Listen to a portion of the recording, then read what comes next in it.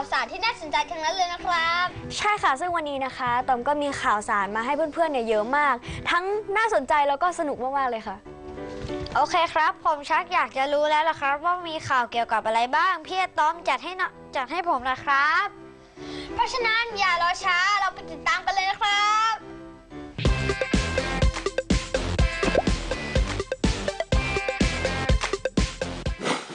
ค่ะก็สำหรับข่าวแรกในวันนี้นะคะเป็นเกี่ยวกับชาวเกาหลีใต้ออกมาชุมนุมใจกลางเมืองกรุงโซลในวันศุกร์ที่ 31 มีนาคมนะคะเรียกร้องให้ปล่อยตัวอดีตประธานาธิบดีปาร์กกึนเฮค่ะ Supporters of South Korea's ousted leader Park Geun-hye hold a rally outside the Seoul Central District Court during the hearing to review an arrest warrant request against Park. Supporters of South Korea's ousted leader Park Geun-hye held a rally outside the Seoul Central District Court on Thursday or March 30th. During a court hearing to review an arrest warrant request against Park, the court began deliberating on Thursday whether to arrest the 65-year-old ousted president, who was removed from office in a corruption scandal involving charges she solicited bribes from the country's the largest conglomerate. Park could become South Korea's third farmers leaders to be jailed for wrongdoing. She is accused of colluding with a friend, Choi Soon-sil, the pressure big business to contribute the foundations set up to back her policy initiatives. She and Choi have both denied any wrongdoing. If Park is arrested, prosecutors will then have up to 20 days to file formal charges against her and put her on trial. ค่ะสำหรับข่าวนี้นะคะก็เกี่ยวกับทางการเกาหลีใต้ต้องระดมตำรวจกว่า 10,000 นายนะคะเพื่อรับมือกับกลุ่มผู้สนับสนุนอดีตประธานาธิบดีปาร์คหลายพันคนนะคะที่ออกมาชุมนุมใกล้ศาลาว่าการกรุงโซลในวันศุกร์ที่ 31 มีนาคมค่ะเนื่องจากเกรงว่าจะเกิดการเผชิญหน้ากันระหว่างผู้สนับสนุนและต่อต้านปาร์กกึนเฮนะคะผู้ชุมนุมเรียกร้องให้ปล่อยตัวอดีตประธานาธิบดีปาร์คซึ่งขณะนี้ถูกคุมตัวที่ศูนย์กักกันกรุงโซลหลังศาลพิจารณาให้จับกุมปาร์คและเธออาจถูกตั้งข้อหาอย่างเป็นทางการในคดีรับสินบนใช้อำนาจในที่ผิดกันโชคทรัพย์และทำให้เอกสารทางราชการรั่วไหลค่ะ And the second news is about the protesters dies during clashes over Paraguay re-election. A protester was killed in Paraguay after a secret Senate vote for the constitutional amendment that would allow President Henrique Santos to run for the re-election. Sparked violent catches and the country's Congress was stormed and set alight. The protesters was killed in the Paraguay amid protest Friday into early Saturday or April the 1st. After a secret Senate vote on a constitutional amendment that would allow President Henrique Santos to run the re-election, the move sparked violent clashes and the country's Congress was stormed and set alight. Rodrigo Quintana, 25, was killed by the rubber bullet fired by police in the headquarters of the Liberal Youth activist group. The Paraguayan opposition said. The Interior Ministry said the statement and investigation into Quintana's death would be opened. His doctor said he had suffered several head injuries. Around 200 protesters were detained, police said, and shops and government buildings were vandalized. While Paraguay has long suffered from political uncertainty, the soy and beef exporting nations has been attracting investment in agriculture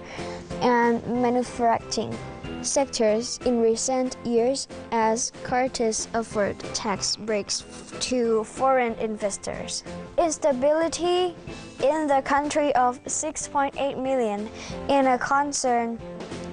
for its much larger neighbors Brazil and Argentina ค่ะก็สำหรับข่าวนี้นะคะก็เป็นเกี่ยวกับการชุมนุมประท้วงค่ะในปารากวัยนะคะบานปลายกลายเป็นเหตุจลาจลหลังกลุ่มผู้ประท้วงนะคะได้บุกเผาอาคารรัฐสภานะคะหลังจากสมาชิกวุฒิสภาผ่านร่างกฎหมายนะคะเพื่อเปิดทางให้ประธานาธิบดีโอราซิโอกาเตสนะคะได้ลงสมัครรับเลือกตั้งใหม่ค่ะผู้ประท้วงได้พากันบุกรุกหลายหน้าต่างและรั้วนะคะของอาคารรัฐสภาในกรุงอาซุนซิออนนะคะก่อนที่จะจุดไฟเผาค่ะและปล้นสะดมสิ่งของภายในอาคารรัฐสภานะคะหลังจากออกมาชุมนุมตามท้องถนนใกล้กับอาคารรัฐสภาค่ะเพื่อแสดงพลังคัดค้านสมาชิกวุฒิสภาลงมติผ่านร่างกฎหมายแก้ไขรัฐธรรมนูญที่จะเปิดทางการให้ประธานาธิบดีโอราซิโอกาเตสซึ่งจะหมดวาระสิ้นปีหน้านะคะได้มีสิทธิลงสมัครเลือกตั้งครั้งหน้าเจ้าหน้าที่ตำรวจได้ยิงกระสุนยางและฉีดน้ำเข้าใส่ผู้ประท้วงเพื่อสลายการชุมนุมแต่อย่างไรก็ตามนะคะไม่มีรายงานผู้ได้รับบาดเจ็บหรือเสียชีวิตค่ะ The next news is about northern New South Wales residents clean up after floods caused by Cyclone Debbie Rickett. Residents of the city Lismore is northeastern New South Wales began cleaning up on Sunday or April 2nd. After floods caused by Cyclone Debbie ravaged on the Australian east coast. The disaster zone from ex-Cyclone Debbie stretched 1,000 kilometers or about 612 miles from Queensland State's tropical resort, Iceland and Gold Coast tourist strip to the farmland of New South Wales State. Business owners returned to count the cost on Sunday after state's emergency services on Thursday or March 29th ordered 7,000 Lismore residents living in low-lying areas to leave the areas. Debris were scattered along pavement, stocks runs, and shops damaged by the flood waters as the cleanup began. Debbie will hit Australia's 1.7 trillion Australian dollar or about $1.5 trillion economy, with economists estimating it will slow growth to under 2% in the first quarters. ค่ะก็สำหรับข่าวที่ 3 นี้นะคะก็เป็นเกี่ยวกับออสเตรเลียทำความสะอาดครั้งใหญ่เลยนะคะขณะที่ระดับน้ำเนี่ยเริ่มลดลงแล้วนะคะในหลายพื้นที่ที่ได้รับผลกระทบจากพายุไซโคลนเดบี้ค่ะรายงานระบุว่ามีผู้เสียชีวิตอย่างน้อย2คนนะคะและยังคงสูญหายไปอีก3คนค่ะหลังจากพายุฝนและกระแสลมพัดกระหน่ำพื้นที่เป็นบริเวณกว้างในรัฐควีนสแลนด์นะคะซึ่งทำให้ต้องมีการอพยพผู้นับหมื่นและสร้างความเสียหายอย่างมากเจ้าหน้าที่ที่บรรเทาทุกข์ฉุกเฉินและทหารยังคงพยายามซ่อมแซมระบบสาธารณูปโภคทั้งน้ำประปาและกระแสไฟฟ้าให้สามารถกลับมาใช้งานได้ดังเดิมค่ะ President Nicolas Maduro says on his television programs Venezuelans will rise up against international interference amidst criticism sparked by decisions of the Supreme Court to annul the National Assembly. I defend President Nicolas Maduro defended Venezuela's socialist regime on Sunday against international reference amidst widespread criticism of his government after the Supreme Court ruled on the annulment of the opposition-dominated National Assembly. Last week, the court triggered an international criticism after it decided it was taking over the assembly. But its stem growing out straight, the pro-government court made a U-turn on its decision. The decision has highlighted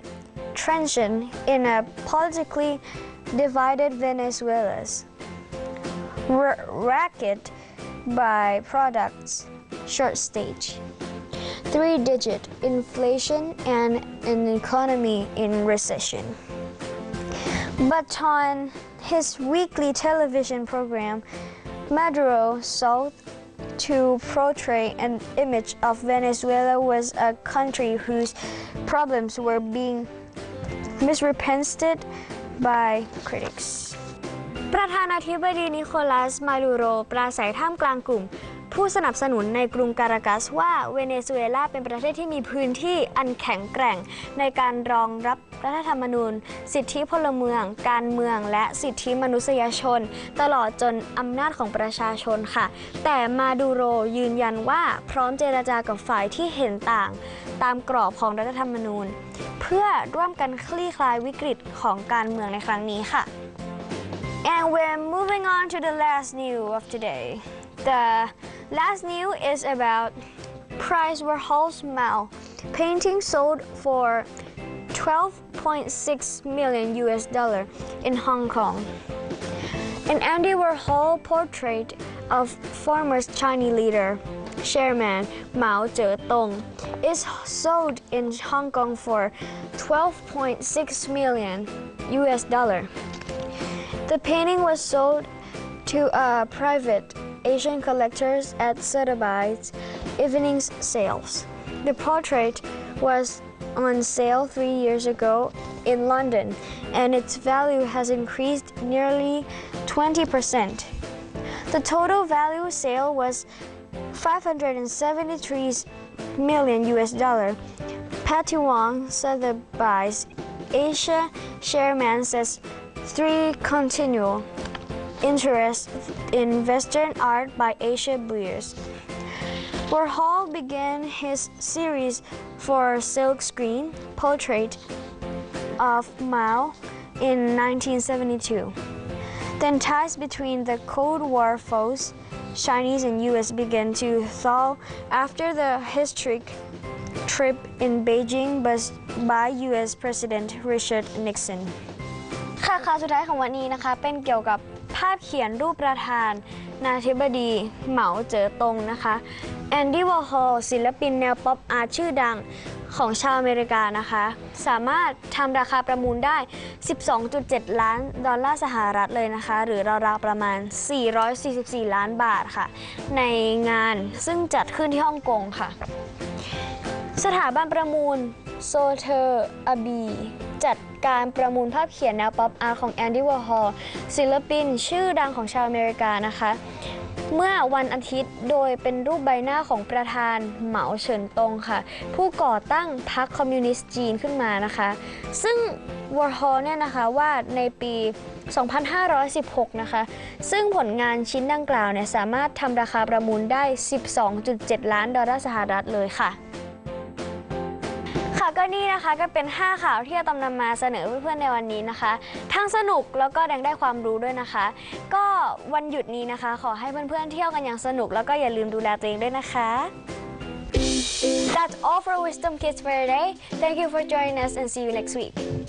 และนี่คือรายการคุณภาพผลิตโดย RSU Wisdom TV ทีวีแห่งมหาวิทยาลัยรังสิตร่วมกับสถานีโทรทัศน์ News One ครับ Right, you can also watch it at our YouTube channel, which is RSU Wisdom TV, or www.rsutv.com. ค่ะสำหรับวันนี้นะคะก็หมดเวลาลงแล้วค่ะพวกเราต้องขอตัวลาไปก่อนนะคะสวัสดีค่ะ สวัสดีค่ะ บ๊ายบาย